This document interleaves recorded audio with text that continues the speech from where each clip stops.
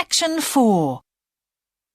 You will hear part of a lecture about an experimental design for a house. First, you have some time to look at questions 31 to 40.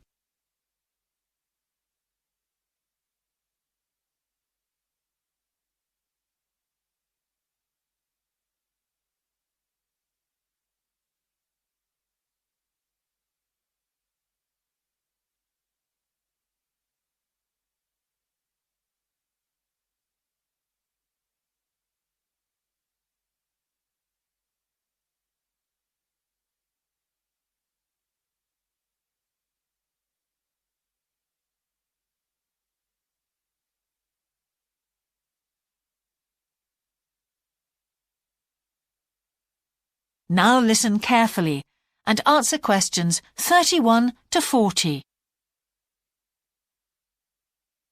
Good morning. In the last few lectures, I've been talking about the history of domestic building construction. But today, I want to begin looking at some contemporary experimental designs for housing.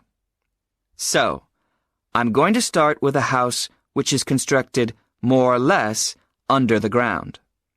And one of the interesting things about this project is that the owners, both professionals but not architects, wanted to be closely involved, so they decided to manage the project themselves.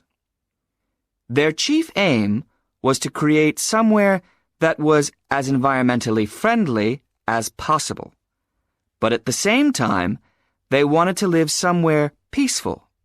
They'd both grown up in a rural area and disliked urban life. So the first thing they did was to look for a site, and they found a disused stone quarry in a beautiful area. The price was relatively low, and they liked the idea of recycling the land, as it were. As it was, the quarry was an ugly blot on the landscape, and it wasn't productive any longer either. They consulted various architects and looked at a number of designs before finally deciding on one. As I've said, it was a design for a sort of underground house, and it was built into the earth itself, with 2 stories. The north, east, and west sides were set in the earth, and only the sloping south-facing side was exposed to the light. That was made of a double layer of very strong glass. There were also photovoltaic tiles fixed to the top and bottom of this sloping wall. These are tiles that are designed to store energy from the sun. And the walls had a layer of foam around them too to increase the insulation.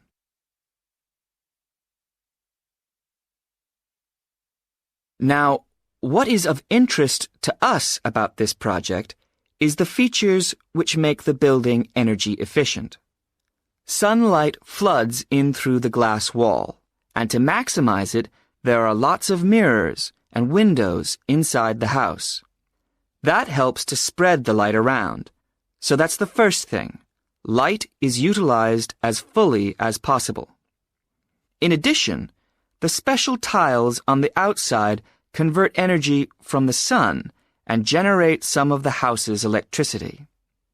In fact, and it is possible that in future the house may even generate an electricity surplus, and that the owners will be able to sell some to the national grid. As well as that, wherever possible, recycled materials have been used. For example, the floors are made of reclaimed wood, and the owners haven't bought a single item of new furniture. They just kept what they already had. And then there's the system for dealing with the waste produced in the house. This is dealt with organically. It's purified by being filtered through reed beds which have been planted for that purpose in the garden. So the occupants of the house won't pollute the land or use any damaging chemicals. It's true that the actual construction of the house was harmful to the environment, mainly because they had to use massive amounts of concrete, one of the biggest sources of carbon dioxide in manufacturing. And, as you know, this is very damaging to the environment. In total, the house construction has released 70 tons of carbon dioxide into the air. Now that's a frightening thought. However, once the initial debt has been cleared, and it's been calculated that this will only take 15 years, this underground house won't cost anything, environmentally I mean, because unlike ordinary houses, it is run in a way that is completely environmentally friendly. So, eco-housing like this is likely to become much more. That is the end of section 4. You now have half a minute to check your answers.